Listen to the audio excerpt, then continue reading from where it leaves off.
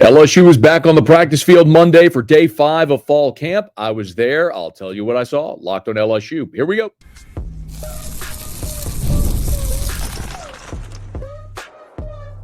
You are Locked On LSU, your daily podcast on the LSU Tigers. Part of the Locked On Podcast Network, your team every day. Okay, let's get it. It is Locked On LSU, your team every day. I'm your host, Matt Moscona. Thanks so much for making us your first listen. We are free, available wherever you get podcasts, of course, on YouTube as well. So please subscribe. As always, one of the fastest ways to help us grow is by leaving your comments below. So thank you sincerely for that. A special edition, I've told you, every time LSU is at fall camp and they give us availability, I'll go, I'll take notes, I'll fire off an episode to tell you exactly what I saw. So this was the 5th workout of fall camp. They worked out 4 straight days starting last Wednesday, Thursday, Friday, Saturday. Media got to watch 3 of those 4 days, 2 of them the full practice.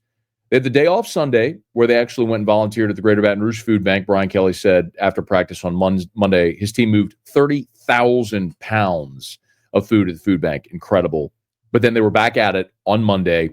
The media, normally when we've only been able to see a modified portion of practice, we've been invited to watch maybe the first 3 periods and then we're kicked out. This they did in reverse. They let us watch the end of practice, the final 3 periods, which actually was far better because we got to watch a 7-on-7 period and an 11-on-11 period. Situational work, but still 1s-on-1s, 2s-on-2s, 11-on-11 actual football. So I charted every rep of the 11-on-11s. So I will get to that in just a second. Let me start by giving you a few updates. I also did, once again, during the 7-on-7s, I stood kind of where I could keep an eye on 7-on-7 and chart the offensive defensive line pass rush drill. I want to get to that because I think that's one of my big stars. Aaron Anderson, yet again, not at practice. For whatever it's worth, Brian Kelly afterwards, I did ask Kelly for an update on Aaron Anderson, and this is exactly what he said. I'll quote Brian Kelly. Today he felt really good. We're going to be very careful with him. He was great this summer in his training, never missed a day. Probably a little bit too much work in that sense where he had some inflammation in the knee. We took an MRI, bone scan. Everything looks really good. Now it's just about getting him back moving.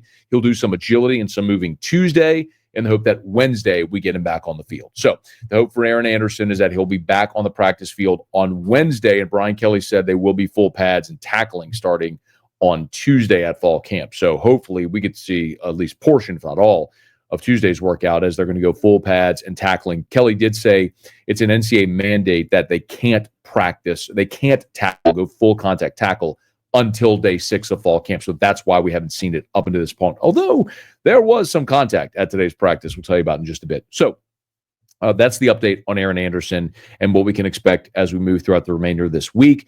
In 7-on-7s, the defense actually covered pretty well, and that's really encouraging because I know we've talked about it here. There is the talent at receiver for LSU is undeniable, and we're not guessing here. Aaron Anderson led LSU in receiving a year ago. Nick Anderson averaged 21 yards a catch 2 seasons ago at Oklahoma. Berrien Brown was an All-American 2 years ago. Chris Hilton, we've seen do it on the SEC stage, on a big stage. Same with Xavier Thomas. So, it's undeniable. These are SEC caliber receivers. So they go to 7-on-7, and you see nice plays by Mansour Delane and Ashton Stamps and PJ Woodland. Now, there was a play where Garrett Nussmeier found Chris Hilton, dropped it in a bucket where Hilton beat DJ Pickett by a couple of steps, and Nuss made a beautiful throw. And we've seen that a couple of times. On Saturday, when they were doing the cornerback receiver drill, Hilton was matched up on Pickett on 2 reps, and Hilton won both reps. And I think this is just baptism by fire for DJ Pickett. They're looking at that guy as by far the most physically gifted player in their secondary, and they need him to grow up quickly. So he's not covering freshmen. He's covering senior Chris Hilton, game breaker Chris Hilton, just so they can acclimate and say, this is what you're going to see every Saturday in the SEC. Get used to it. Start winning some of these battles. So watching Pickett over the next few weeks is going to be interesting because they are not taking it easy on him. They are throwing him in the deep end and making him guard Chris Hilton almost exclusively. The biggest play of 7-on-7, though, was an interception by Harold Perkins. From his star spot, they were in a zone coverage look. Harold found a soft spot in the zone, and he just baited Nuss into the throw. Nuss just never even saw him right in the middle of the field, and Perkins came up with an interception.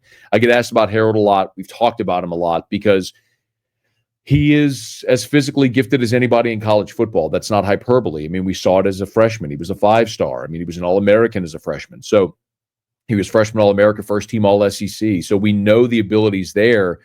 The health is there. Clearly, he's not limited in any way, and he's playing his natural spot. So Perk coming up with the interception on 7-on-7, I thought was really big. While 7-on-7 was going on, they were also doing the offensive-defensive line pass rush drill. Now, I've explained this drill before, but for the benefit, if you're an everydayer, shout out. If you're not, I'll explain it again. Basically, the offensive line will line up a 5 across, as they would, and it's one defensive lineman at a time doing an individual one-on-one pass rush. So there's a quarterback standing, 3 to 5 yards deep in a shotgun. And it's a pass rush. So it's a one-on-one. But the line is in place, the rest of the offensive line, to dissuade the defensive lineman from just looping where there's no space. They have to be mindful of their lanes. And so it's a one-on-one drill. The first team offensive line dominated this drill. Tyree Adams won 2 reps against Gabe Relaford. The only rep that the defense won, Dom McKinley pancaked. He bull rushed DJ Chester and put him on his back. That's the only rep that the defense won. Braylon Moore won 2 reps against Bernard Gooden. Josh Thompson won 2 reps against Ahmad Bro. And Weston Davis won 2 reps against Jack Pyburn. And I'll give you a comp to what we just talked about with the secondary. I know these receivers are great. So when the secondary is covering and making plays, I look and I go, that's good to see because I know they can do it against really good players. I know Jack Pyburn and Jamari Butler and Patrick Page, Gabe Relaford and Dominic McKinley and Bernard Gooden. I know these are really good players. I've seen it with my own eyes, both in game and in practice so far. So when they go run this drill and the offensive line is dominating this drill, it tells me that LSU's offensive line has the physical ability. By the way, when they went to the 2s, Karius Kern won both of his reps against Patrick Payton. Paul Mabenga split a pair of reps against Jacobian Guillory. We even saw Braden Augustus, the walk-on, split a pair of reps against Sadir Mitchell. And although Augustus, the walk-on, is listed at 315, that might be generous. I don't think he's that big. I mean, Sadir Mitchell is 355, which I think he's more than that. Point is, despite giving up 50 pounds of Sadir Mitchell, he won a rep when Mitchell was trying to bull rush him. Cohen Eccles won both his reps against Sean Washington. We should probably rename this the Kalaj Cobbins drill because Cobbins won both of his reps in exciting fashion against, or emphatic fashion against Bo Bordelon. But in any event, the takeaway there, and I'll continue to say it, is they have enough talent on the offensive line. Like, they've got probably 7 guys. I think Cohen Eccles is really good as well. We know Paul Mabenga can start. I think they've got 7, maybe even 8 guys that they feel like they can play. It's just a matter of getting those first 5 to play as one. You get those first 5 to play as one unit. You figure that out over these next 3 weeks before you go to Clemson. That unit can be really good. The problem at times has been when they've gone 11 on 11, the defense, especially the defensive front, has overwhelmed them. When they're one-on-one, this offensive line has been plenty good enough. When they go 11 on 11, that's where there's been trouble. And that's what we'll get to as we continue. I charted all, 6, 10, 16, all 20 reps of the 11 on 11 period. I'll tell you how it went play by play when we come back next. Locked on LSU, your team every day. Today's episode is brought to you by Monarch Money. Ever wish managing your money felt easier? With Monarch Money, it can. Whether you're growing your savings or planning a big purchase, Monarch puts you in the driver's seat. It's like having your own personal CFO, giving you full visibility and control over your finances. Monarch Money is more than just a budgeting app. It's a complete financial command center. You can track all your accounts, investments, and spending in one place. So in addition to managing your money, you're also building wealth. Maybe you share your finances with your partner. Monarch can help you stay on the same page. So take control of your finances with Monarch Money. Use code LOCKEDONCOLLEGE at monarchmoney.com for 50% off your first year. That's monarchmoney.com, code LOCKEDONCollege for half off your first year. We're also brought to you by Game Time. We've all been there, logging on early, waiting forever for concert tickets to go on sale, only to lose your spot for a show you've been dying to see. Live music should be about making memories, not dealing with the stress of ticket shopping. That's where Game Time comes in. Game Time makes getting concert tickets faster and easier than ever. Prices actually drop as it gets closer to showtime, and you can save up to 60% off with their killer last-minute deals. You ever wonder what your view will actually look like before you buy? Well, the app shows you a panoramic seat view, so there are no surprises. Take the guesswork out of buying concert and show tickets with Game Time. Download the Game Time app, create an account, and use the code LOCKEDONCollege for $20 off your first purchase. Terms apply. Again, create an account and redeem with the code LOCKEDONCOLLEGE for $20 off. Download the Game Time app today. Last minute tickets, lowest prices, guaranteed. And finally, I'm always thrilled to tell you about our friends at Our Lady of the Lake, because you know who takes care of LSU's top athletes? Well, it's Our Lady of the Lake. And that same level of care is available to you. As part of the Franciscan Missionaries of Our Lady Health System and the official championship health partner of LSU, Our Lady of the Lake is transforming healthcare from clinical excellence in sports medicine and student health to breakthrough research and medical education. We're talking game-changing care that keeps athletes at their best and builds a stronger, healthier Louisiana for all of us. Because this partnership isn't just about LSU sports. It's about caring for all of us, creating opportunity, and leading the next generation of healthcare talent right here at home. So, whether you're on the field, in the stands, or just doing life, know that championship-level healthcare is right here for you. Learn more at ololrmc.com/LSU. Our Lady of the Lake and LSU. Together, we roar. So LSU did an 11-on-11 period.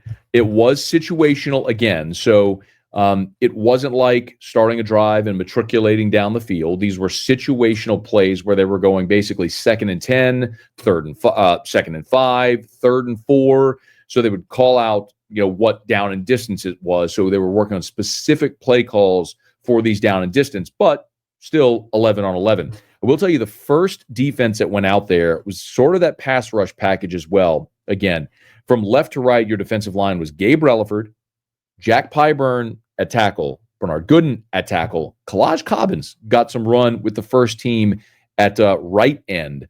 Your linebackers were West and Whit Weeks. Great to see Whit back out there participating 11-on-11. Perkins was at the star. Actually, Perkins ran star first and second team. And then your first corners were Stamps and Mansour Delane. We also saw Jakeem Jackson rotate in at corner, DJ Pickett, PJ Woodland rotated in at corner. So there was a lot of fluid rotation there. Same at safety, where I believe AJ Halsey and Tamarcus Cooley are going to be your starting safeties. But we did see Jordan Gilbert and Javen Toviano take the first reps with the first team, which was different than in 7-on-7, where it was Halsey and Cooley with the first team in 7-on-7s. But again, it was a very fluid rotation on the first team defense. Like, Blake Baker is going to rotate a ton of guys in. I don't know that you're going to see these long drives where there's nobody changing on the field. Like, they are going to rotate.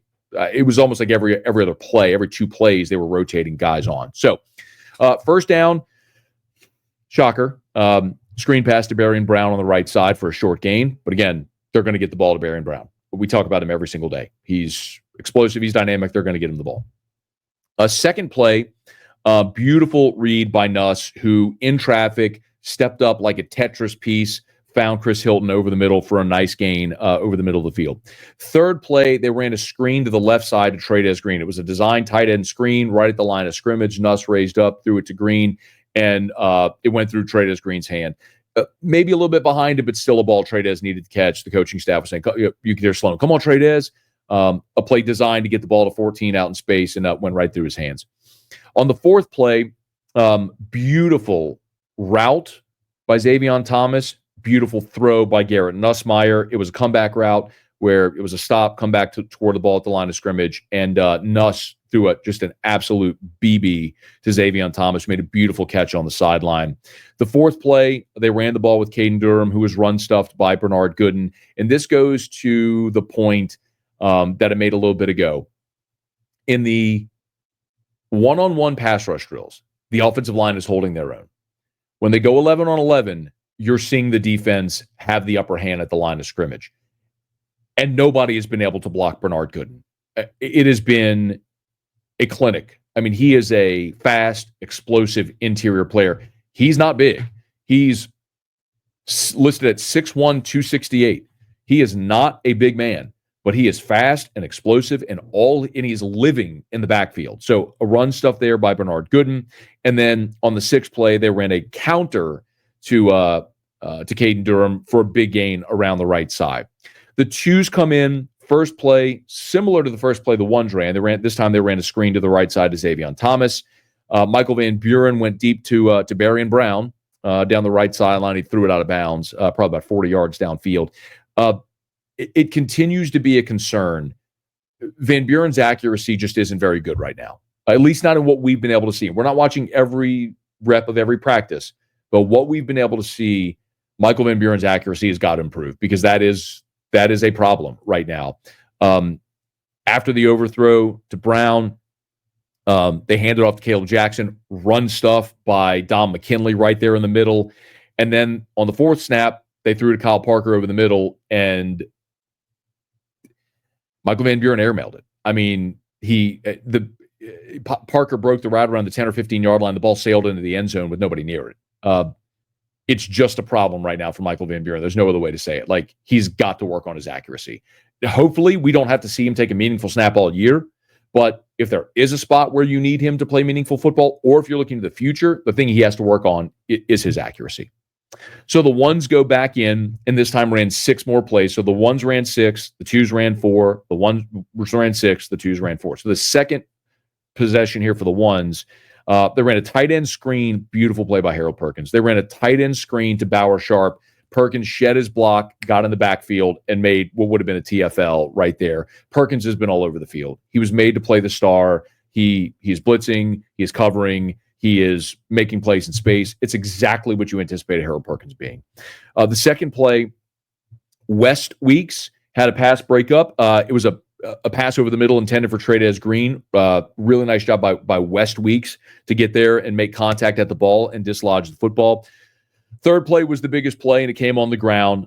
They ran a zone read to Caden Durham, and he broke off probably about a 60-yard touchdown run. We saw this happen on Saturday as well. And part of me in my brain is going back to a year ago where the run defense was pretty good, but man, were they susceptible to long runs. South Alabama broke off a long run.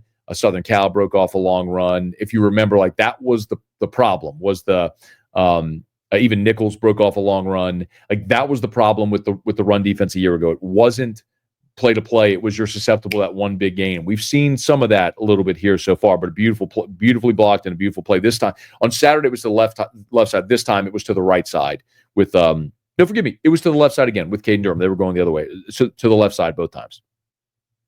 On the 4th snap, Harold Perkins came on a blitz and forced Nussmeier to throw it in the dirt. Again, you're seeing all the different ways they're using Harold Perkins. 5th play, hard count. This is the 3rd time we've seen this, where the offense hard counts the defense jumps, it's a free play, and they connect. This time, Nuss threw a ball beautifully down the right sideline to Trey'Dez Green. It was Jordan Gilbert in coverage. It was about 25 yards down the sideline. Trey'Dez high points it, comes down, toe taps, and he needed the toe tap, because if he'd come down flat-footed, he'd have been out of bounds. So beautiful spatial awareness by a great athlete in Trey'Dez Green. And then the final play of the offense was another beautiful ball by Nussmeier. It was Chris Hilton down the left sideline. Nuss, about 30 yards downfield, just dropped it in a bucket. Cortez Hankton threw his hands in the air, went crazy. Beautiful pitch and catch from Nuss and Hilton. Those two have such a good rapport. It's great to see that on display. The 2s finished it off with 4 plays. Van Buren ran a shovel pass to Harlem Berry. Devon Keys filled TFL. So Van Buren was took the snap, was rolling, just shoveled it underneath, and Keys was right there. Second play, A.J. Halsey from his safety spot came up. They threw a short pass to Xavier Thomas, and Halsey crushed Thomas right as the ball got there, pass breakup. Third play was a low snap. They handed it off to Juwan Johnson, and 46, that was Tylen Singleton, was there for a TFL. Telling y'all, Tylen Singleton's a good player, and you're going to see him play this year. He just keeps showing up. every time they put him on the field. And then the final play, there was pressure, so Van Buren just scrambled up the middle for a short 3 or 4 yard gain. So that was your 11-on-11 period. The defense in the team periods continues to win the majority of the reps. The run defense has largely been really good. The pass rush has been outstanding. The thing the offense has done well is the big play. The deep ball on the hard count to Trey'Dez. The deep ball on the left side to Chris Hilton. The long touchdown run by Caden Durham. Like, you're not seeing the offense rip off 4, 5, 6, 7 yard plays, just chunk yardage. But what you're seeing is stuff, big play. Again, I don't know what to make of that so far. It's just an observation in this situational scrimmage so far. When LSU does get out there and scrimmage, and Brian Kelly said Saturdays will be their scrimmage days, when we get to watch them scrimmage in a true scrimmage where there are officials on the field, it's down in distance, they got to move the ball like a drive, we'll be able to tell much more. But there's been plenty of good on both sides of the ball so far for LSU as they move through day 5. Tigers will be in full pads on Tuesday for day 6. We, at this very moment, have not yet gotten our media availability yet for what we're going to be allowed to see. But if they allow us out there, I'll be there taking notes. Of course, I'll share them with you here on Locked On LSU. Hey, thanks so much for making us your first listen. We are free, available wherever you get great podcasts. So please subscribe on your favorite podcast app. Rate us, leave a review. If you're on YouTube, smash that like button, subscribe to the channel, and hit the bell so you're notified whenever we post a new video. And let a friend know they love the Tigers. We got you here every single day for Locked On LSU, your team every day.